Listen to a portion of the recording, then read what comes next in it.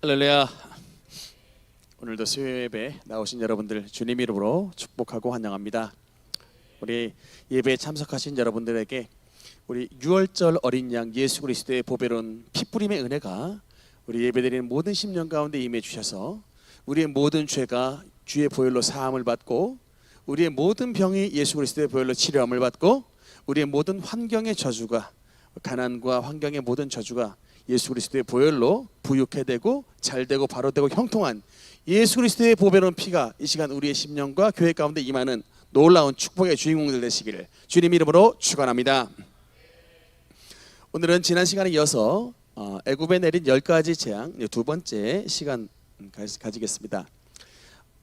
일단 애굽에 내린 10가지의 재앙을 다시 한번 이제 복습을 한번 해보겠습니다. 10가지 재앙. 여러분 이제 10가지 재앙이 애굽에 내린 10가지 재앙이 뭐냐라고 물어봤을 때 이제 자동으로 좀 나오셔야 되죠. 첫 번째 뭡니까? 피 재앙. 두 번째 개구리가 올라왔고요. 세 번째 땅에 탁 티끌을 쳤을 때 그게 이로 변했고, 네 번째는 파리떼가 덮쳐들어서 괴롭혔고, 다섯 번째는 악질, 이 짐승에게 몸에 병이 생겼던 악질입니다. 여섯 번째 독종이라고 하죠. 사람 몸에 종기가 나는 독종. 일곱 번째는 하늘에서 우박이 내렸고, 여덟 번째는 메뚜기 떼가 덮쳤고, 아홉 번째는 하늘의 흑암이었죠. 흑암. 열 번째는 장자의 죽음이었습니다. 10가지의 재앙. 저는 신대원 다닐 때 이거를 어떻게 외웠냐, 앞 글자를 따서 외웠었습니다. 피계 이파 악 독우매암 장 어떻게 외웠냐면요. 여러분 뭐 흑장미파 뭐 이런 거 있죠.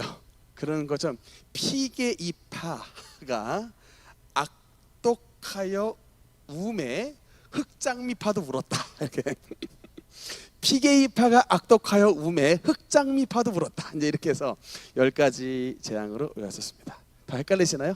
피게이파. 네. 어쨌든 이 10가지의 재앙을 이제 머릿속에 좀 집어넣어 주시면 좋겠고요. 이제 이 피는 나일강의 이제 생명을 공급해는 이집트 전체의 생명 공급선이었던 이 나일강을 피로 바꿨기 때문에 이제는 그 나일강에 지네가 신으로 믿었던 나일강에 하나님의 이제 심판이 임한 거예요. 피로 바꿔서. 다 그 나일강에 있었던 모든 수중 생물들이 다 죽어 올라왔죠. 개구리는 특히 이 좀 죄를 상징하는 불결한 그런 상징하는 동물이었고, 이 땅에 티끌을 쳤을 때에 땅에서 이가 올라오게 됐고, 여기까지 재앙은 여기까지 재앙에서는 사실은 애굽에 있는 애굽 마술사들이 다 흉내를 내려고 시도를 했어요. 그런데 여기 이 재앙에서부터는 이제 흉내를 자기도 그 일을 끌어올리려고 시도는 했으나 이 재앙에서부터는 맥히게 돼서 이제 아예 파리 재앙에서부터는 흉내도 못 냈습니다. 이제 아예 하나님의 권능에 굴복해가지고 이 애굽에 있는 얀네와 얀브레 이 마술사들도 따라하지 못했다. 파리, 악질, 독종 재앙까지, 그리고 이 세 가지 우박, 메뚜기, 흑암 재앙은 특징은 하늘에서부터 나타났던 이제 재앙들이었다. 특히 이 흑암은 뭐의 상징이었냐면 애굽의 라신이라고 있습니다. 이게 바로 태양신인데, 애굽의 왕 바로가 태양신을 상징하는 인물이었는데, 이 하나님께서 태양을 가려주시는 그런 가려버리시는 심판으로 말미암아 니들이 믿는 애굽의 바로 태양신이 얼마나 무용지물인 것을 하나님께서 이런 흑암 심판을 통해서 나타내 주셨고, 마지막 10번째 장자의 이제 죽음이죠. 10가지의 이제 재앙을 통해서 하나님께서 벌을 내리셨습니다. 오늘은 이제 이 두 번째로 여러분과 좀 살펴볼 것은 이 애굽의 10가지의 재앙 가운데에 여러분 일단 첫 번째가 뭐냐면 애굽 왕 바로가 사실은 중간중간에 모세에게 우리말로 말하면 회유, 일본어로 말하면 쇼부를 좀 치려고 들어왔었습니다. 그러니까 협상을 하려고 들어왔어요. 그러니까 이게 우리가 오늘 뭘 좀 알아야 되냐면 마귀라는 놈은요, 여러분, 때로는 우리에게 타협적 스킬을 발휘를 한다는 사실이 오늘 참 출애굽기에게 굉장히 중요한 인사이트, 우리에게 중요한 굉장한 이 통찰력을 주는 말씀입니다. 이 성경의 이 10가지 재앙 가운데 바로가 3번에 걸쳐서 모세에게 협상을 하는 것을 볼 수가 있습니다. 첫 번째, 바로의 회유 첫 번째입니다. 출애굽기 8장 25절 같이 읽겠습니다. 시작. 바로가 모세와 아론을 불러 이르되 너희는 가서 이 땅에서 너희 하나님께 제사를 드리라. 아멘. 파리 재앙이 임할 때 바로가 모세와 아론을 불러가지고 회유를 합니다. 야, 멀리 광야까지 가서 예배를 드릴 게 뭐 있느냐? 어떻게 회유를 합니까? 그러지 말고 이 땅에서, 이곳에서 제사를 드려라 라고 이제 타협을 합니다. 그러니까 두 번째 또 타협이 어느 때 나오냐면 이번에는 출애굽기 10장 10절 11절입니다. 두 번째 타협 한번 읽겠습니다. 시작. 바로가 그들에게 이르되 내가 너희와 너희의 어린 아이들을 보내면 여호와가 너희와 함께함과 같으니라. 보라, 그것이 너희에게는 나쁜 것이니라. 그렇게 하지 말고 너희 장정만 가서 여호와를 섬기라. 이것이 너희가 구하는 바니라. 이에 그들이 바로 앞에서 쫓겨나니라. 아멘. 여러분, 두 번째 바로가 모세와 아론에게 타협의 손을 내밀었는데 두 번째 내용은 뭐예요? 그래, 그러면 굳이 그 땅에서 말고 굳이 너희가 광야에 가야겠다면 너희 장정만 가라. 어른만 가. 애들은 냅두고 너희 어른만 가라고 두 번째로 타협을 했습니다. 근데 당연히 이 타협을 모세가 들었다 안 들었다? 안 들었다. 그래서 또 이제 메뚜기 재앙 8번째 재앙까지 갔다가 이제 9번째 흑암 재앙일 때 또 바로가 모세에게 타협의 손을 내밉니다. 출애굽기 10장 24절 읽겠습니다. 시작. 바로가 모세를 불러 이르되 여호와를 섬기되 너희의 양과 소는 머물러 두고 너희 어린 것들은 너희와 함께 갈지니라. 아멘. 여러분, 이게 애굽의 10가지 재앙을 읽으면서 이 바로가 모세에게 회유를 했다는 사실을 알고 읽었습니까? 그냥 아마 통과를 하셨을 거예요. 근데 생각밖에 이제 바로로 상징되는 마귀라는 놈이 하나님의 백성들과 이렇게 타협을 하고 쇼부를 치려고 든다라는 것을 참 알 수가 있습니다. 왜냐하면 지금 하나님의 권능이 점점 인크리스 되고 있잖아요. 점점 이 피로 시작했던 이게 말했죠. 이 1번, 2번, 3번 피개구리 2의 재앙에서는 환경의 저주였습니다. 그냥 그것들이 주변의 환경에서 저주를 일으켰다가 말 안 들으니까 하나님께서 이번 두 번째는 강도를 좀 높이셔가지고 파리, 악질, 독종, 즉 이 소유물, 육체지만 하여튼 소유물 이런 것들에게 좀 더 깊게 들어오셨는데 이제는 세 번째는 안 되니까 하늘에서 직접 주님께서 재앙을 보내셨다가 결국엔 말을 안 들으니까 마지막 파이널 하나님의 완벽한 펀치를 장자의 죽음으로 날리셔서 결국은 바로와 모든 애굽의 백성들을 항복하게 만드셨는데 이게 하나님의 본리예요. 제가 말씀드렸죠. 하나님은 말 안 듣는 주님의 원수들을 향해도 주님은 자비하십니다.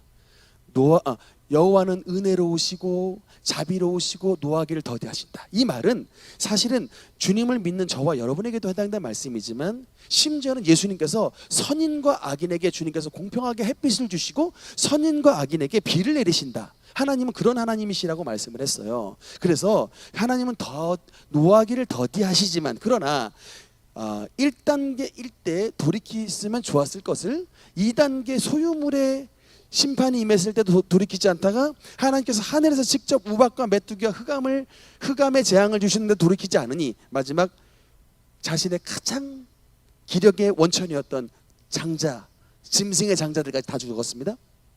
조태생들까지 이런 큰 환난을 당하고서야 결국 이제 이스라엘 백성들을 놔주는 이런 일이 벌어졌는데, 어쨌든 이런 이게 강도가 점점점 세지니까 네, 핸드폰 꺼졌습니까? 텔레비전이? 네, 네, 여기 나오네요. 예, 뭐,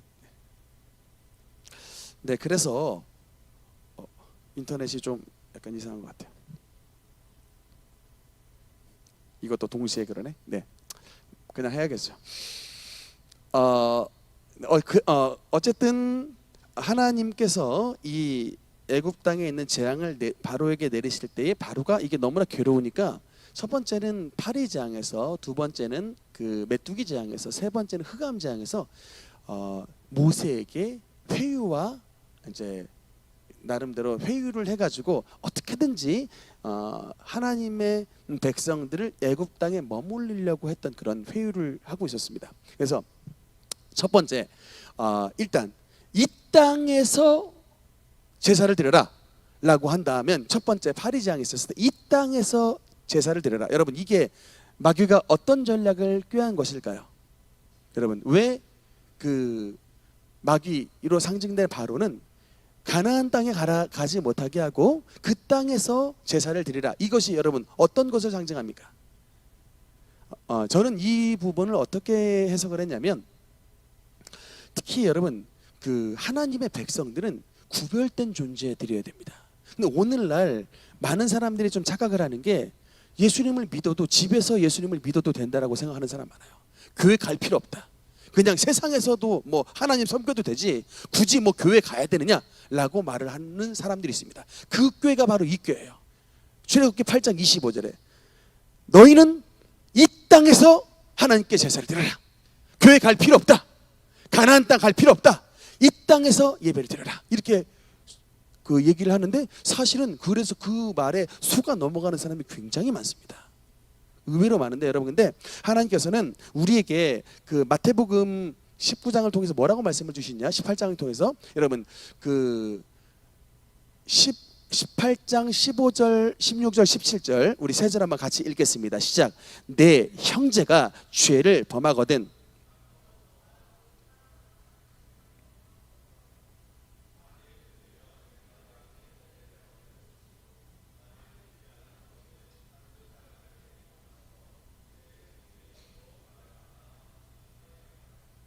만일 그들의 말도 듣지 않거든 교회의 말하고 교회의 말도 듣지 않거든 이방인과 세리처럼 여기라. 아멘. 여러분, 이 죄를 범할 때의 3단계가 나와 있습니다. 그러니까 우리가 사실은 죄를 범해도 하나님께서 한 방에 그냥 팍 처리하는 게 아니라, 만일 사람이 죄를 범할 때 3단계를 통해서 그 일을 처리를 하는데, 첫 번째, 일단은 기회를 줘서 그 사람과 너와 그 죄를 알고 있는 너와 그 사람과 둘이만 상대해 가지고 권고하라는 거예요. 그렇게 해서 말을 들으면 너의 형제를 얻지만, 그럼에도 불구하고 저 사람이 자기의 죄를 인정하지 않고 끝까지 잡아뗄 경우, 두 번째는 16절에 보니까 한두 사람을 더 데리고 가서 그 증인들로 하여금 그 얘기를 듣게 하여 그 사람이 죄를 돌이키게 말을 하라는 거예요. 그런데 두 번째, 두세 사람을 데리고 갔는데도 불구하고 그 사람이 죄를 돌이키지 않으면, 세 번째 단계가 뭐냐면 교회예요. 여러분, 교회 17절에 그들의 말을 듣지 않거든 교회의 말하고 교회의 말을 듣지 않으면 이방인과 세리처럼 여겨버려라 라고 예수님 말씀해요. 그러니까 하나님이 최고의 단계에 둔 기관이 바로 교회입니다. 여러분, 그러니까 이 교회의 권위가 굉장히 중요해요. 여러분, 이 말씀은 예수님이 하신 말씀이에요. 예수님이 이 1단계 개인적으로 말하고 2단계 증인을 대동하고, 그런데도 말을 안 들으면 3단계 교회의 말에서 최고의 권위를 둔 것이 바로 교회입니다. 그렇기 때문에 여러분, 이 교회의 권위를 예수님께서 최고로 두셨기 때문에 이 교회가 굉장히 중요한 기관이고, 다음 말씀 보면요, 20절 말씀 읽겠습니다. 시작. 두세 사람이 내 이름으로 모인 곳에는 나도 그들 중에 있느니라. 아멘. 여러분, 이것은 두세 사람이 내 이름으로 모인 곳은 기본적으로 주님의 교회를 말한 거예요. 그러니까 세상에서 그냥 우리 신앙생활 합니다 이게 아니고, 여러분, 예수님을 믿는 사람들이 모인 그것이 바로 교회입니다. 교회의 정의는 바로 예수님을 믿는 성도들의 모인, 그게 바로 교회예요. 그래서 여러분, 바로는 그냥 어떻게 하든지 모이기를 패하게 만들어요. 그냥 이 세상 속에서 살아라, 이 세상 속에서 예배 드려라라고 하는데 그게 아닙니다. 예수님은 주님을 믿는 자들은 모이라고 말을 했어요. 그래서 여러분 히브리서에 보면 말세지 말에는 모이기를 피하는 사람들이 엄청나게 등장을 한다고 말을 했어요. 네, 그렇기 때문에 이 마귀로 상징된 이 바로는 어떻게든지 하나님의 나라인 가나안으로 향해 나아가는 것을 방해하기 위해서 그 땅에서 그냥 예배를 드려라, 제사 드려라라고 꼬셨지만 이 모세는 그 말을 듣지 않았고, 두 번째 이 마귀 이 바로의 회유를 보면, 두 번째는 보면 11절에 보니까 너희 장정만 가서 여호와를 섬기라고 했죠. 여러분 이 바로의 회유에는 뭐가 담겨 있을까요? 뭐를 볼모로 잡는 것입니까? 아이들을 볼모 잡는 것이죠. 여러분, 그러니까 이 오늘날 너무나도 많은 주의 성도들이 이 바로의 두 번째 회유에 넘어가고 있어요. 그냥 너희 장정만 신앙생활 잘하면 된다. 너희만 광야 가서 예배 드리고 와. 아이들은 내가 잡고 있을 때. 여러분, 근데 하나님의 사람인 모세는 이 말을 억셉트했다 안 했다? 거절했죠. 리퓨즈 해버렸습니다. 절대로 안 된다. 반드시 하나님의 백성은 우리 장정들 뿐만 아니라 우리 이 아이들도 이 광야의 길을 같이 걸어가야 된다는 거예요. 우리 아이들도 하나님의 나라를 향해 같이 나가야 된다는 것입니다. 여러분, 이게 너무나도 중요하다니까요. 오늘날 한국교회 성도들이 부모님은 권사고 장로인데 아이들을 어떻게 하고 있습니까? 바로의 손에 맡기고 자기만 가나안 땅 향해 가고 있는 거예요. 이게 그들의 죄라고요. 이게 그들의 잘못입니다. 바로가 알잖아요. 그러니까 그러면 이스라엘 나라가 결국 출애굽에 성공을 못한다는 것을 알고 있는 것입니다. 여러분의 자녀의 여러분은 신앙생활 잘하고 여러분의 자녀가 신앙생활 잘못하고 있으면 바로 이 마귀의 전술에 지금 걸려 있는 거예요. 절대로 여러분 이것이 성경적이지 않다. 모세는 장정뿐만 아니라 절대로 이 애들도 함께 우리와 함께 광야길을 가서 하나님 앞에 예배를 드리는 게 바른 신앙이라고 우리에게 권면하고 있는 것을 믿으시기 바랍니다. 세 번째, 바로의 회유를 보면 흑암장일 때 여러분 이번엔 바로가 어떻게 타협을 했냐면, 그래 좋다, 너희의 어린 것들은 너희와 함께 가는데 뭐는 놓고 가라는 거예요. 너희의 양과 소는 머물러 둬라. 여러분, 이게 상징하는 바가 뭘까요? 양과 소는 그들의 재산입니다. 애굽에 있는 이스라엘 백성들의 재산이에요. 그러니까 무슨 얘기냐면, 그래 너 교회 생활 잘하는 거 좋은데 니들 재산만큼은 세상적으로 써도 된다는 거예요. 재산은 하나님과 관련 없는 것으로 살아라는 거예요. 근데 여러분 여기에 중요한 메시지가 바로 말라기의 말씀입니다. 여러분 말라기의 3장에 보면요, 도둑질이라는 말씀이 엄청나게 많이 나옵니다. 도둑질 3장 8절 9절 한번 읽어보겠습니다. 시작. 사람이 어찌 하나님의 것을 도둑질하겠느냐. 그러나 너희는 나의 것을 도둑질하고도 말하기를 우리가 어떻게 주의 것을 도둑질하였나이까 하는도다. 이는 곧 11조와 봉헌물이라. 너희 곧 온 나라가 나의 것을 도둑질하였으므로 너희가 저주를 받았느니라. 아멘. 여러분, 그래서 신앙생활이라고 하는 것은 그냥 우리가 나와서 기도 잘하고 예배만 드리는 게 아닙니다. 웨슬레 목사님은 뭐라고 단적으로 말을 하냐면, 우리가 회심을 한 증거는 지갑에서 나타나야 된다라는 말을 했습니다. 다시 한번, 우리가 하나님 앞에 회심했다는 증거는 우리의 지갑에서 나타나야 된다라고 말을 했습니다. 그러니까 분명히 말을 했잖아요. 바로는 좋다, 너희 장정도 가. 마지막으로 얘기한 거예요. 9번째 이 흑암장일 때 말한 겁니다. 이거 바로 나타나기 전에 좋다, 장정도 가. 좋아, 너희 어린 애들도 가. 근데 딱 하나만 남겨놔. 양과 소, 재산만 남겨두고 가라는 거예요. 이게 상징하는 바가 뭡니까? 재산을 잡아만 두면 저들은 절대로 출애굽 못한다는 거예요. 여러분의 재산이, 여러분의 물질이, 여러분의 예물이 하나님 앞에 회복하지 않으면, 회심하지 않으면 여러분의 회심은 가짜입니다. 그러니까 여러분 이게 성경적이에요. 그러니까 우리가 성경 말씀을 수요일 날에 공부하시는 분들은 하나님의 말씀을 진짜 여러분 이거 있는 그대로 받아들이셔야 됩니다. 제가 여러분 사사로이 말씀을 드리는 게 아니에요. 여러분 말라기 3장 8절 9절에 그 11조의 축복을 말하기 전에 4번에 걸쳐서 도둑질이라고 말하잖아요. 하나님의 것을 도둑질했다. 뭐예요? 하나님 앞에 11조 드리지 않으면 그게 그냥 드리지 않은 것으로 끝이는 게 아니라 여호와는 뭐라고 말합니까? 사람이 어찌 하나님의 것을 도둑질하겠느냐라고 말을 하시잖아요. 사람들 깜짝 놀래가지고 아니 우리가 언제 주님 거 도둑질했습니까? 라고 물어봤더니 우리가 어떻게 주의 것을 도둑질합니까? 라고 반문했는데 이는 곧 11조와 봉헌물이라. 너희 곧 온 나라가 그러니까 한 사람 한두 사람이 아니라 이 포로로 돌아왔던 포로 귀한 성도들이 대부분의 온 나라가 하나님의 것을 도둑질해가지고 주님 앞에 저주를 받았다는 그 상황을 지금 말라기 선지자가 지금 목 놓아 외치고 있는 거예요.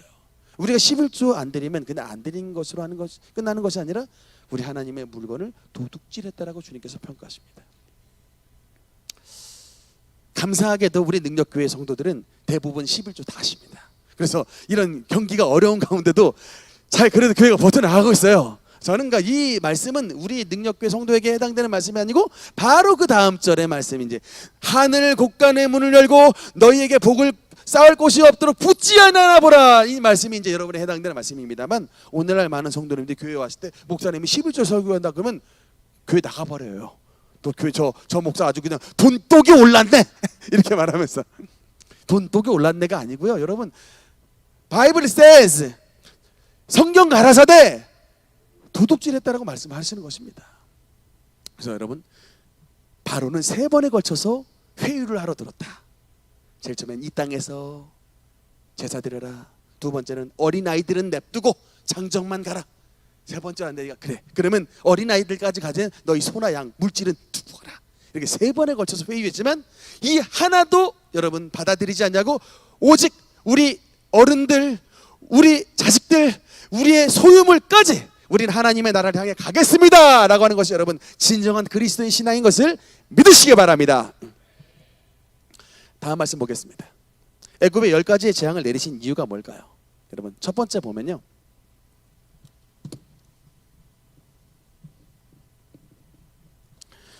애굽에 재앙을 내리신 이유 첫 번째는 바로 하나님의 권능입니다. 하나님의 권능을 여러분 인간들은요 참 그래요. 인간들은 어떻게 보면요 좀 맞지 않으면 버티는 경향이 있어요. 우리도 그렇습니다. 하나님 앞에 죄졌을 때 하나님 앞에 호되게 얻어맞지 않으면요 하나님 두려운 줄 몰라요. 근데 안타깝게도 호되게 막 그냥 맞으면요 아이고 주님 잘못했습니다가 저절로 나와요.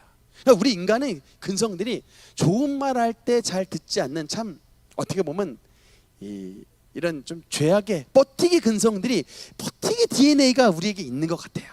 저도 그렇습니다. 하나님께서 좋은 말 하셨을 때 아멘 그러고 들으면 얼마나 좋아요. 근데 꼭 얻어맞고 꼭 환난 한번 당하고 꼭 하여튼 뭔가 그냥 팍 엎어져서 이거 주여 잘못했습니다 해야지 이제 좀 듣는 이런 경향이 저한테도 있습니다. 하물며 예수님을 믿는 저 여러분이 그럴진데 악한 마귀로 상징되는 이 바로가 하나님 우습게 여기겠죠. 여러분 5장 2절에 보면은 이렇게 말합니다. 바로가 이르되 여호와가 누구에게 내가 그의 목소리를 듣고 이스라엘을 보내겠느냐 이렇게 나옵니다. 여호와가 누구에게 내가 짱인데. 여러분 그러니까 참 이 여기에 말씀에 되게 하여튼 여러분 성경 읽을 때 바로 나오면 이퀄 마귀 써놓으면 돼요. 읽을 때 이 마귀의 근성입니다. 여러분요 마귀는요 하나님이 안 계신 곳엔 지가 짱 먹으려고 하는 존재가 마귀입니다. 지가 왕이에요. 마귀는 항상 자기를 머리로 삼은 존재예요. 내가 짱이야, 내가 왕이야, 내가 세상에 최고 높아 라고 하는 놈이 마귀입니다. 그래서 이 마귀라는 놈은요 하나님 앞에서 하나님의 권능으로 제압이 되는 거지, 마귀라는 놈은 하나님의 권능 이후에는 절대로 무릎 꿇지 않는 존재예요. 바로 나오잖아요. 여호와가 누구이기에 내가 그의 목소리를 듣고 이스라엘을 보내겠느냐. 절대로 너희는 못 나간다는 거예요. 여러분 우리가 마귀의 이 사슬에서 벗어나려면요 반드시 하나님의 권능을 힘입어야 됩니다. 반드시 하나님의 권능으로 마귀를 혼내줘야 돼요. 여러분 그래서 마귀를 내줬을 때 여러분 곱게 내주시면 안 돼요. 병마는 여러분 마귀입니다. 이 병 뒤에는 마귀가 숨어 있는데 그냥 살짝 기도해서는 안 돼요. 이제 우리 연약한 우리 아픈 우리 아들을 위해서 여러분 그냥 이 마귀를 내쫓아줘야 돼요. 기도해줘야 돼요. 그냥 우리 그냥 이쁜 아들을 괴롭히는 악한 놈아 물러가라 하면서 그냥 주님의 권능으로 아주 그냥 콱 꾸짖어줘야 된다고요. 이게 왜 꾸짖어야 되냐? 어떤 사람들은 좀 달래라 그래요. 여러분, 달래는 게 성경적이지 않습니다.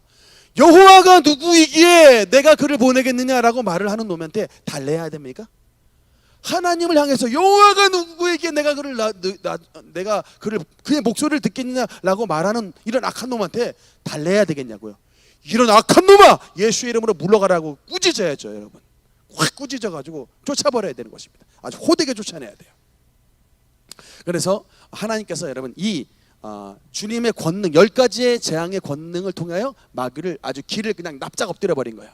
그래서 여러분 로마서 9장 17절에 보니까 이렇게 말씀이 나옵니다. 한번 같이 읽겠습니다. 시작. 성경이 바로에게 이르시되 내가 이 일을 위하여 너를 세웠으니 곧 너로 말미암아 내 능력을 보이고 내 이름이 온 땅에 전파되게 하려 함이라 하셨으니, 하나님께서 바로를 세우셨는데 이 바로를 세우신 이유는 바로 뭐냐면 하나님의 능력, 주님의 권능을 온 세상에 보이기 위해서 주님께서 이 바로를 세우신 거예요.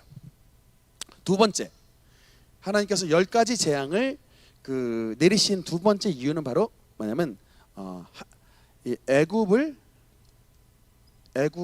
신들을 심판하신다. 애굽의 땅만 심판하신 게 아니고 애굽의 신들을 심판하셨다는 말씀이 나옵니다. 다음 말씀 한번 보겠습니다.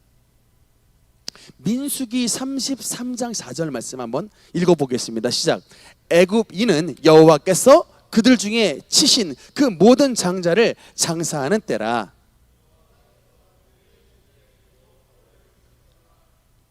아멘. 하나님께서 애굽의 바로만 주님께서 벌을 주신 게 아니고 누구에게도 벌을 주셨다고요? 여호와께서 그들의 신들에게도 벌을 주셨더라. 여러분, 이제 그들의 신들에게 벌을 주셨더라. 이거를 대부분은 이제 어떻게 해석을 하는가 보니까 도표를 한번 잠깐 볼까요? 예, 여러분 특히 이제 악질 재앙을 한번 봅시다. 좀 화면을 좀 키우면요, 여러분 그 악질 재앙이 이 동물들, 짐승들에게 하나님께서 몸에 병이 나게 만드시는 게 악질 재앙인데, 거기 보면은 아피스라고 써 있습니다. 여러분, 이 애굽에 있는 아피스 신이 모양이 뭐냐면 황소 모양이에요. 아피스 신이. 그래서 저 신 모양을 본따 가지고 이스라엘 백성들이 그 광야에서 시내산에서 뭘 만듭니까? 금송아지를 만든 거예요. 왜 금송아지를 만들었냐면 애굽 땅에서 저 아피스 신 모양이 황소의 모양이었기 때문에 그 신을 섬기면 아주 그냥 소가 제일 비싼 동물 아닙니까? 우리가 아주 부자가 된다 그래가지고 저 신을 이제 아론 주도로 해가지고 만들었던 거예요.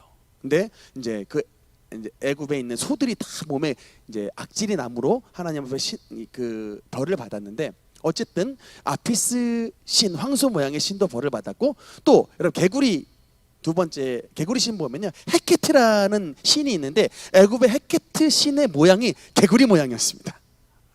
그래서 그 두 번째 개구리가 올라왔을 때 개구리가 이제 애굽 땅을 굉장히 괴롭혔잖아요. 니들이 섬기는 저 헤케트 신이 너희에게 복을 주는 것이 아니라 너희를 이토록 해를 주는 것이니라. 예, 하나님께서 이 개구리 재앙을 통해서 개구리 신 헤케트를 섬겼던 애굽 사람들에게 벌을 내리신 거예요. 또 아홉 번째 흑암을 보면 아까 말씀드렸지만 라신이 있죠. 태양신입니다. 그 태양신 라신, 흑암 때문에 태양이 빛을 잃어버렸죠. 이 태양신 라신이 벌을 받은 것입니다.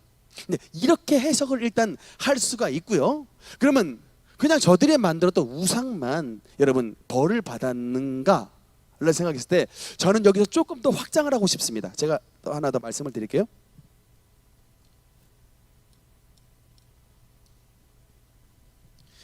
여러분, 성경에는 그 지옥에 여러 개의 나오는 지옥들이 있습니다. 성경 속의 지옥들입니다.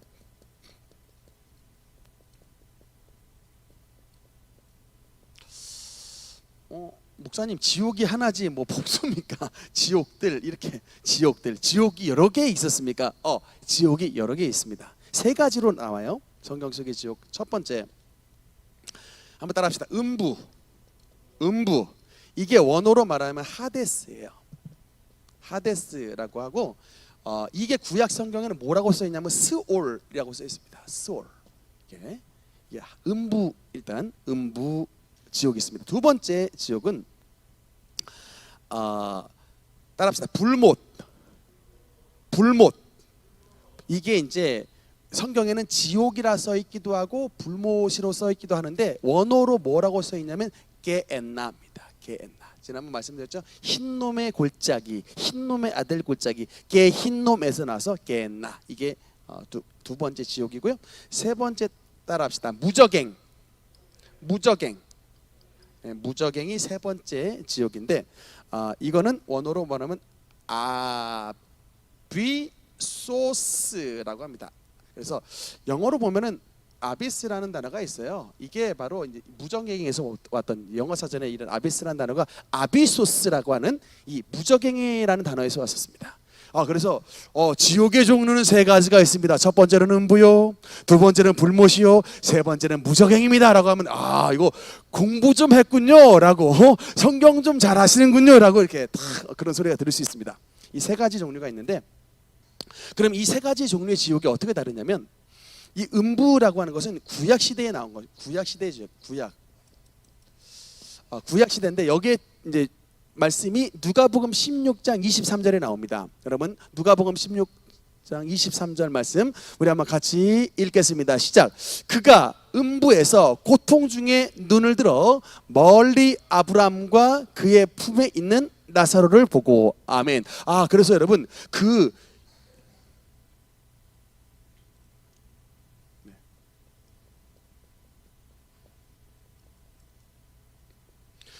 부자와 나사로가 들어갔던 여러분 부자와 나사로가 나온 그 천국과 지옥이 바로 여러분 구약 시대에 나오는 스올 음부입니다. 네.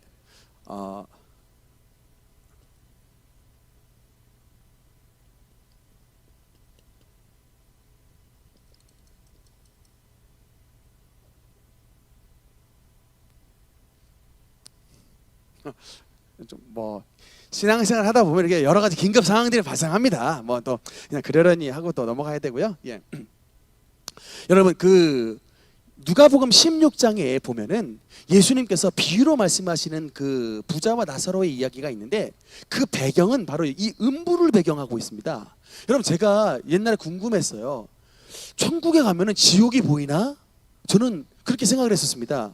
왜냐하면 천국에 가면 지옥이 보인다라고 생각을 했었던 게 이 누가복음 16장의 부자와 나사로 비유 때문에 그렇게 생각했던 거예요. 왜냐하면 밑바닥에 있었던 부자가 저기 아브라함의 품 안에 있는 나사로를 보고 저기 이 나사로를 보내가지고 내 혀에 서늘하게 물 좀 찍어 발라주옵소서라고 하는 말씀이 성경 누가복음에 나오거든요. 그래서 저는 생각했을 때 옛날엔 천국 가면은 밑바닥에서 그 불에 고생하고 있는 이 지옥의 모습이 보이는가 보다라고 생각을 했었습니다. 여러분 근데 그거는 지금의 천국의 모습이 아니고 구약 시대의 음부의 모습이에요. 음부의 모습이에요. 음부.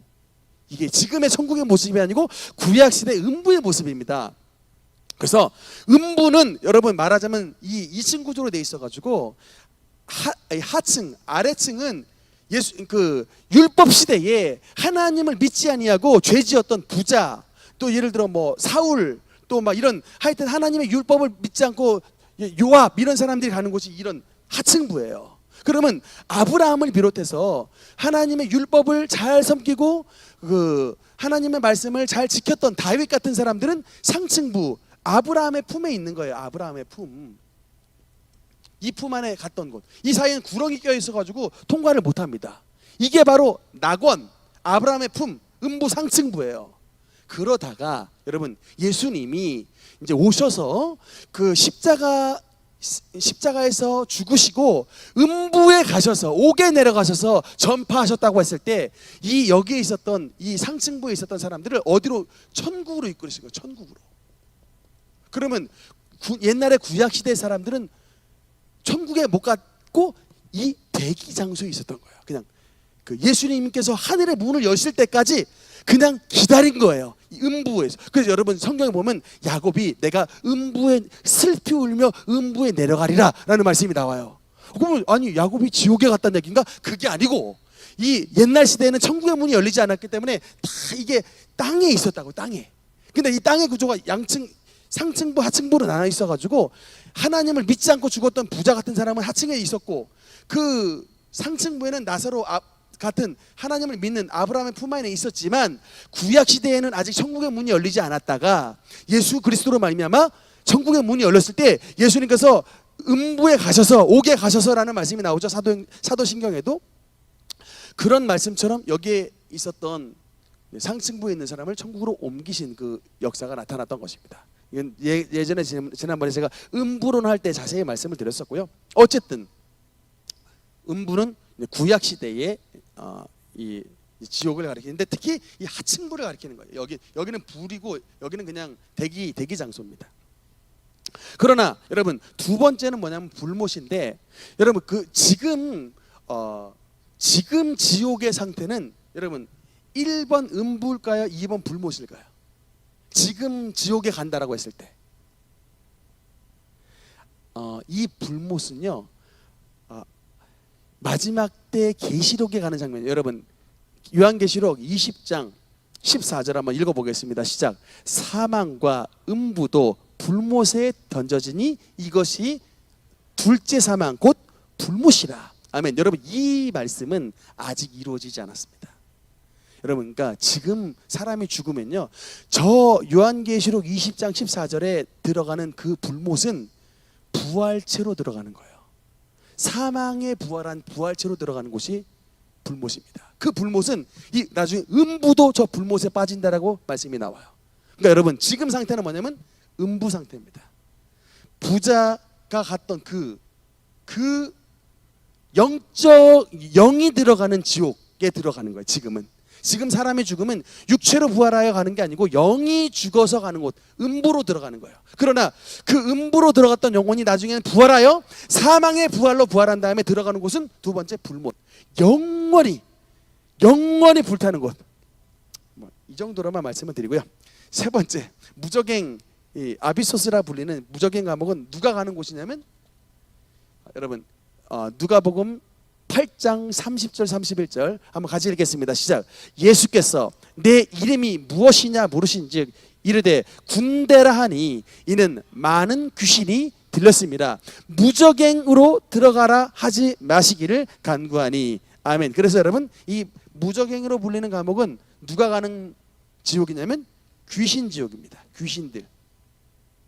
근데 제가 지금 이 말씀을 왜 드렸냐면, 아까 하나님께서 애굽의 신들에게 벌을 내리셨더라라는 말씀은 제가 아무리 고쳐 생각해봐도 그냥 애굽에 있는 금송아지 우상이 그냥 박살이 나고 개구리 때 올라왔던 헤케트가 그냥 개구리 우상이 벌을 받은 것으로서 해석을 하면 너무 좀 연약해 보이는 거예요. 저는 그 말씀을 보고 뭘 떠올렸냐면, 하나님께서 애굽에 있는 신들에게도 벌을 주셨다라고 하는 말씀은 그 헤케트, 아까 개구리 신에게 있었던 그 개구리 귀신의 개구리 그 우상에게 배후에 있는 개구리 헤케트 귀신에게 저는 벌을 주셨다고 봐요. 아까 우리가 또 성경 가운데서 봤던 그 황소, 여러분 그 우상의 배후에 있었던 그 여러분 아피스, 우상의 배후에 있는 아피스 귀신에게 주님께서 저는 벌을 내리셨다라고 해석합니다. 그러니까 그냥 그 금속 형상에게만 벌이 임한 게 아니라 그 우상에게 배후에 있는 그 귀신들도 하나님께서 벌을 내리신 거예요. 그러면 귀신들이 벌을 받았다고 하는 것은 여러분 어떤 의미입니까? 그 귀신들이 어디에 들어갔다? 정답입니다. 그 애굽 땅에 있었던 그 애굽 땅에서 수많은 귀신들이 하나님의 형벌을 받아 하나님의 귀신들의 감옥인 이 무적행으로 들어간 거예요. 무적행에 주님께서 싹 다 거두신 것입니다. 그래서 애굽의 신들에게도 벌을 내리셨더라. 그러니까 단순히 그냥 우상만 망가졌다의 의미가 아니라 그 배후에 있었던 모든 귀신들이 하나님의 이 심판의 사슬을 받아가지고 전부 바닥이 없는 무적행, 바닥 없는 귀신 감옥에 가둬지게 됐던 것입니다. 저는 말씀을 읽고 참 하나님께서 그래서 결국은 그냥 그 애굽 땅에서 우상 숭배했던 자들만 벌 받은 게 아니라 그 우상의 배후에 있었던 그 귀신들까지 하나님의 형벌을 받은, 귀신들이 전부 감옥에 갇히는 역사가 나타났다는 것을 믿으시기 바랍니다. 다음 말씀 보겠습니다. 그러니까 유월절 의식, 이제 마지막 10번째 재앙의 유월절, 어떤 역사가 나타나냐. 첫 번째 보면 유월절 날짜는 여러분 첫째 달 14일인데 1월 14일인데 1월 14일 저녁 때입니다. 1월 14일 저녁 때 어린 양을 잡음으로 예식이 시작되는 거예요. 1월 14일 전까지는 그냥 대기하고 있다가 이 어린 양을 1월 14일 저녁 때 잡음으로 예식이 시작이 되는데, 그 1월 14일에 잡는 어린 양은 반드시 1년 된 수컷, 1년 된 수컷이어야 되는데, 놀랍게도 양뿐만 아니라 염소도 가능하더라고요. 여러분, 양과 염소 다 1년 된 수컷을 잡는 것으로서 예식이 시작되고, 그 1년 된 수컷 염소를 여러분 삶아서는 안 돼요. 반드시 어떻게 해야 된다? 구워야 된다. 불에 구워야 된다. 저는 삶는 것보다 화식이 좋은데 구운 고기 좋습니다. 전 찬성이에요. 어쨌든 삶지 않게 돼 있더라고요. 구워 먹어야 됩니다. 두 번째는 어떤 음식을 먹으냐면 무교병이에요. 무교병. 여러분, 이게 왜 무교병을 먹어야 되느냐면, 무교병은 누룩이 없는 떡이 바로 무교병인데, 그 무교병을 먹는 일주일이 바로 무교절이에요. 무교병, 이 누룩은 들어가면 빵이 탁 커지면서 아주 맛있게 됩니다. 근데 안타깝게도 구약시대에는 누룩은 죄의 상징이에요. 그래서 특히 이 유월절 기간, 이 무교절 기간 동안은 절대로 누룩이 있는 떡을 먹어서는 안 된다라는 게 이제 그 절기예요. 그만큼 이 절기는 맛을 느끼는 절기가 아니에요. 이 죄악 세상에서 죄악의 낙을 누렸기 때문에 이제는 하나님의 나라를 갈 때는 세상의 맛을 끊어버려야 된다는 거예요. 이 무교병의 의미가 있습니다. 우리가 죄악 세상에서 살아갈 때는 세상의 맛을 보는 거예요. 그러나 하나님의 백성이 된다고 하는 것은 세상의 맛을 버리겠다는 결단이에요. 무교병을 먹겠다는 것입니다. 하나님의 백성들이 이 땅에 살 때에 얼마나 세상의 낙을 누리고 싶어 합니까? 아니에요. 우리는 이것을 끊겠다 해요. 이 애굽 세상에서 먹었던 세상의 맛을 끊어버리고 하나님의 무교병을 먹겠습니다 라는 결단이 우리에게 있어야 되는 거예요.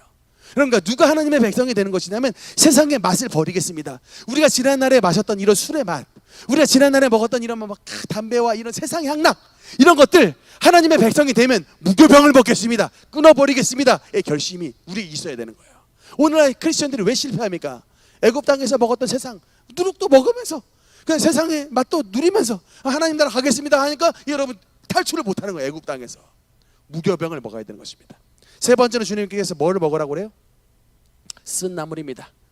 맛있는, 여러분 그냥 우리 정월 대보름날 먹는 맛있는 나물을 먹으라고 하는 게 아니고, 먹으면 그냥 도무지 그냥 뱉고 싶을 만큼 이런 쓴 나물을 그날은 먹으라 그래요. 왜 그럴까요? 니네가 지난날에 애굽에서 먹었던 게 맛있는 음식을 먹었던 거예요. 이 세상의 낙을 누렸지만 하나님의 백성으로서 산다고 하는 것은 세상에 때로는 고난을 감내해야 된다는 거예요. 고난. 그래서 쓴 나물을 먹으라는 거예요. 여러분, 여긴 다 근데 오늘날 대부분 주님의 백성들이 다 그냥 향락, 그냥 잘 먹고 잘 살면서 이렇게 살라고 하니까 이게 문제라고요. 그 유월절만큼은 하나님께서 맛이 없는 무교병 먹고 쓴 나물을 먹으라 그런 거예요. 예수님을 믿을 때 때로는 쓰디쓴 고난을 감내하라는 것입니다. 믿습니까? 네. 다음, 또 먹는 자세를 보니까 세 가지가 나와 있네요. 허리에 띠를 띄어라.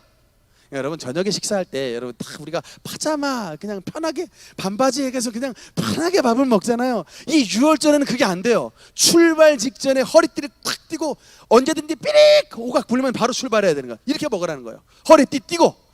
여러분, 집에서 밥 먹을 때 신발 신고 밥 먹는 사람 어디 있습니까? 양말까지 다 벗는데. 근데 이때는 아니에요. 신발 팍 신고 삐릭 호각 불면 그냥 바로 출발하기 신발 신고 먹어라. 또 심지어는 한 손에는 지팡이까지 들고 먹으라 그래요. 발에는 실을 신고 허리에는 띠를 띠고 손에는 지팡이를 짚고 급히 먹으라. 이게 바로 유월절 음식 먹는 자세예요. 이게 뭐예요? 죄악 세상에서 그냥 탈출할 때 아이고 내일 예수 믿지 뭐, 아이고 모레 예수 믿지 뭐, 한 달 날 뒤에 예수 믿지 이렇게 하지 말고 바로 급히 예수님을 믿어라. 바로 애굽 땅을 탈출하라는 거예요. 바로 호각 나팔이 삐릭 부는 순간 애굽 땅 탈출해버리라는 거예요. 바로 하나님 나라를 향해서 주저함 없이 나가라는 거예요. 여러분, 이게 예수님을 믿는, 세상을 탈출하려고 하는 주님의 백성의 자세인 것을 믿으시기 바랍니다. 그래서 무교절 음식을 먹고요. 5번째로, 그렇게 아까 잡았던 그 1년 된 수컷 양이나 염소 가운데 이 어린 양을 잡아서 문설주와 임방의 피를 탁 바르는 것으로서 유월절 예식이 진행이 되는 것입니다. 고기는 절대로 남겨두지 말아야 되고 다 끝까지 다 먹어버려야 돼요. 다음, 그래서 유월절 이렇게 예식을 드린 고센 땅 이스라엘 백성들은 은혜를 누렸지만 그 유월절 피가 없었던 애굽 대부분의 백성들은 어찌 됐느냐. 출애굽기 12장 29절 30절 읽겠습니다. 시작. 밤중에 여호와께서 애굽 땅에서 모든 처음 난 것 곧 왕 위에 앉은 바로의 장자로부터 옥에 갇힌 사람의 장자까지와 가축의 처음 난 것을 다 치심해. 그 밤에 바로와 그 모든 신하와 모든 애굽 사람이 일어나고 애굽에 큰 부르짖음이 있었으니 이는 그 나라에 죽임을 당하지 아니한 집이 하나도 없었음이었더라. 아멘. 다 죽었습니다. 유월절 어린 양의 피가 없는 곳, 그 예식을 지키지 않았던 곳, 애굽 사람들은 전부 다 죽었는데 바로의 아들부터 심지어는 감옥 속에 있었던 죄수의 장자들까지 다 죽었고 그들의 모든 소유 초태생들도 짐승들까지 다 죽어서 애굽 땅에 전무후무한 큰 곡성이, 여러분 자고 일어났던 여러분 첫째가 죽었어요. 여러분의 큰 자식이 죽었다. 생각 한번 해보시라고요. 여러분 안 울고 배기겠는가? 자고 일어났더니 여러분의 큰 자식들이 다 죽었다. 이거는 있을 수 없는 일이에요. 근데 그게 바로 왕서부터 죄수의 자식들까지, 심지어는 이 가축의 새끼들까지 다 그렇게 죽었다. 그러니까 더 이상 버텨낼 수 없고 항복하게 돼서 그 재앙으로 말미암아 이스라엘 백성들이 애굽 땅에서 탈출하게 됐던 것입니다. 그래서 그 결과를 보니까 유월절 결과, 첫째, 유월절 결과,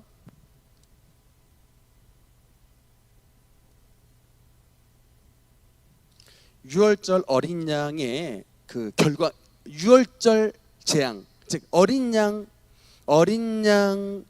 피로 말미암아 은혜를 누렸지만 애굽 땅에 임한 장자의 죽음으로 말미암은 재앙의 결과, 첫 번째, 유월절의 결과 첫 번째가 뭐냐면 드디어 엑소더스 했습니다. 애굽 땅을 탈출하게 됐습니다. 몇 년 만에? 430년 만에. 우리 한번 말씀 한번 읽어보겠습니다. 12장 41절 읽겠습니다. 시작. 430년이 끝나는 그날에 여호와의 군대가 다 애굽 땅에서 나왔은즉. 아멘. 여러분 40년만 생활해도 보통이 아닙니다. 근데 몇 년 만에 나왔다고요? 430년. 그러니까 그만큼 여러분 마귀라는 놈은 절대로 우리를 쉽게 놔주지 않는 존재라는 것을 꼭 알아야 돼요. 마귀는 절대로 우리 자식들, 절대로 우리 세상 사람들을 예수를 믿게 쉽게 놔주지 않는 존재, 430년 동안 억압하고 종물로 만들었던 존재가 바로 마귀라는 놈입니다. 근데 여러분 그 마귀의 종살이에서 어떻게 탈출할 수 있다고요? 유월절 어린 양 피를 통해서 탈출하는 것입니다. 오늘 여러분 이 주님의 솔루션을 머리에 새기셔야 돼요. 예수 피로 통과하는 것입니다. 예수 피로 출애굽하는 것입니다. 예수 피로 애굽 나라에서 탈출하는 것입니다. 우리의 여러분 구원의 은혜가 무엇을 통해서요? 예수 피. 그러니까 여러분 기도할 거 없잖아요. 이것만 찾으세요. 예수 피. 그러니까 예수 피는요, 그냥 기도 30분 지금 여러분 릴레이 기도할 때 무슨 기도할지 모르겠죠? 이것만 찾으세요. 예수 피. 주여 내 심령에도 예수 피, 우리 아들에게도 예수 피, 우리 딸내미에게도 예수 피, 우리 손자에게도 예수 피, 우리 교회에도 예수 피, 우리 나라에도 예수 피. 여러분 예수의 피밖에 없는 것입니다. Nothing but the blood of Jesus. 여러분 예수 피만 찾으세요. 진짜 은혜 임합니다. 예수 피 찾으면 여러분의 가정에 바로 이 10번째 출애굽에 여러분 애굽 땅은 재앙을 받지만 여러분의 가정은 애굽 땅에서 탈출하게 되게 되는 것입니다. 여러분 애굽 땅에서 탈출하는 것으로 끝나는 것이 아니라 두 번째로 어떤 은혜가 임하느냐? 건강의 은혜가 임합니다. 여러분 제 말이 아니고요. 성경의 말씀에 나와 있습니다. 출애굽기 여러분 시편 말씀으로 넘어가겠습니다. 시편 105편 36절 37절 읽겠습니다. 시작. 또 여호와께서 그들의 기력의 시작인 그 땅의 모든 장자를 치셨도다. 마침내 그들을 인도하여 은금을 가지고 나오게 하시니 그의 지파 중에 비틀거리는 자가 하나도 없었도다. 아멘. 여러분 이스라엘 백성이 대강 몇 명이었다고 여러분 알고 있습니까? 이 땅에 적어도 200만 명, 많게는 300만 명입니다. 말하자면 부산시 전체 인구예요. 인천광역시 전체 인구입니다. 근데 여러분 성경에 뭐라 나와 있어요? 그의 지파 중에 비틀거리는 자가, 그러니까 나갈 때 출애굽할 때 쩔뚝쩔뚝 비틀거리는 자가 한 사람도 없었도다 라고 말씀이 나와요. 여러분 이게 어떻게 가능한 일입니까? 지금 그들은 430년 동안 종살이 했어요. 조금만 벽돌 조금 잘못 나르면, 조금만 볏짚단 조금만 모자르면 애굽의 간수장이 가차없이 채찍을 쳐버립니다. 그런데 그 비틀거리는 사람이 한 사람도 없었겠냐고요. 그런데 이 출애굽할 때 6월절 어린 양, 그 어린 양의 피로 말미암아, 어린 양의 고기를 먹고 어린 양의 피를 뿌린 자들마다 하나님께서 그 지파 중에 비틀거리는 자가 한 사람도 없도록 어린 아이서부터 노인에 이르기까지 모조리 다 치료하셨다. 예수의 보혈은 우리의 치료영인 것을 믿으시기 바랍니다. 예수의 보혈이 임하면 우리를 죄악에서만 건져주시는 게 아니라 우리의 병든 육체도 치료해 주시는 치료의 보혈인 것을 믿으시기 바랍니다. 이게 성경에 정하는 것입니다. 마지막 세 번째, 예수의 보혈. 아까 제가 정말 예수 피만 찾으라고 말한 게 세 번째, 주님의 보혈이 임하면 우리에게 무슨 축복을 주시냐면 바로 풍성함의 은혜를 주십니다. 이 가난한 백성들이 주님의 풍성함의 은혜를 누렸어요. 35절 읽겠습니다. 12장 35절 같이 읽겠습니다. 시작. 이스라엘 자손이 모세의 말대로 하여 애굽 사람에게 은금 폐물과 의복을 구하매. 아멘. 그래서 결국은 36절에 보니까 그들이 애굽 사람의 물품을 취하였더라. 그렇게 430년 동안 가나안에 종살이 했던 이스라엘 백성들이 나올 때 은금 폐물과 당대 최고의 의복 옷들을 싹 다 가지고 애굽에서 나왔어요. 430년 동안 종살이 했을 때는 완전히 그지도 그런 상그지가 없는데 6월절 어린 양의 보혈이 임하니까 그 어린 양의 보혈이 임하여 애굽 땅에 나올 때는 그들이 애굽 사람이 가지고 있었던 당대 최고의 은금 폐물을 그들이 싹 다 가지고 애굽 땅에서 나오게 됐던 축복을 누렸던 것입니다. 그 축복의 물질을 가지고 나중에 그걸 뭘로 만들어요? 그걸 가지고 성막을 만드는 거예요. 하나님 앞에 예배를 드렸던 광야의 성막. 그 성막이 가난했던 애굽 사람들이 어떻게 만들었느냐? 바로 이 애굽 사람에게 있었던 모든 은금 폐물을 싹 다 가지고 나오는 그 은혜 덕분에 하나님이 풍성함의 은혜를 주셔가지고 결국 이스라엘 백성들이 광야에서 하나님을 예배하는 성막을 만들었던 것입니다. 이게 주님의 놀라운 기적이죠. 그러니까 여러분 6월절 어린 양 예수 그리스도의 피가 임하면 첫째로는 죄악단 애굽 땅에서 탈출하게 되는 거예요. 두 번째로는 치료를 받아서 건강해지는 것입니다. 그 보혈의 은혜를 누리면 가난했던 노예가 풍성함, 은금, 폐물, 의복으로 가득 찼던 그런 축복을 누리게 되는 것을 믿으시기 바랍니다. 여러분 그래서 우리의 기도는 첫째도 예수의 보혈, 둘째도 예수의 보혈, 세 번째도 예수의 보혈인 것을 믿으시기 바랍니다. 그래서 여러분 우리가 이 6월절 어린 양은 누구를 상징하느냐? 바로 예수 그리스도인 거예요. 십자가에 못 박아 돌아가신 예수 그리스도의 은혜를 상징하는 것입니다. 그러니까 예수님의 은혜를 누리면 우리는 단지 그냥 천국만 가는 것으로 끝나는 것이 아니라 이 죄악 세상에서 탈출하게 돼요. 이 죄악의 나라에서 탈출하여 하나님의 나라에 가게 되고, 두 번째로는 우리의 병든 모든 육체도 치료함을 받고 가난했던 우리의 모든 삶이 벗어나 주님의 놀라운 풍성함과 은금 폐물이 가득한 주님의 부유함의 은혜, 축복의 은혜 속에 삶을 살아가는 것을 믿으시기 바랍니다. 오늘 말씀을 들은 이 모든 성도 여러분께 이런 6월절 어린 양 예수 그리스도의 보혈의 은혜가 우리의 삶에 풍성하게 나타나는 은혜와 축복의 주인공 되시기를 주님 이름으로 축원합니다. 기도하시겠습니다.